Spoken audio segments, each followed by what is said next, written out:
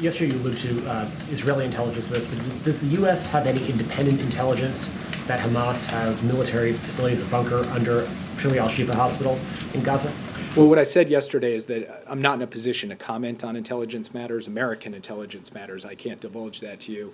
What I can tell you is that we see plenty of open source reporting about Hamas's use of hospitals and other civilian infrastructure to store weapons, to house fighters, to engage in forms of command and control. But beyond that, I'm not in a position to speak specifically to a report about a specific hospital or a specific bunker. And so when the president says that hospitals must be protected, what does the United States want to see done with Al-Shifa Hospital in particular and the Hamas facilities that you now point to open source intelligence saying lie under it? Well, your question points up the complexity of this conflict and the added burden that Israel is facing as it goes against murderous terrorists who continue to say their goal is the absolute destruction of the state of Israel.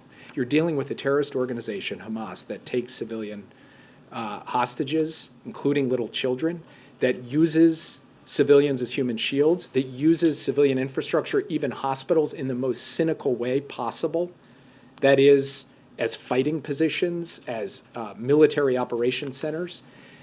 And so Israel has to confront that while at the same time not wanting to go assaulting hospitals in firefights that could put innocent people who are getting life-saving medical care in the crossfire.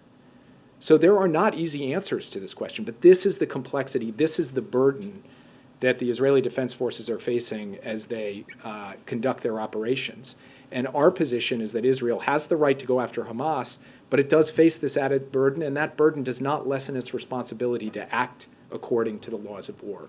And so how that plays out in a particular operational dynamic, this tunnel or that bunker, ultimately those decisions lie with the military fighting. The United States can't dictate that, but we will continue to stand for the principle that the laws of war must be respected even as Israel goes after Hamas and the tools and infrastructure of its terrorism.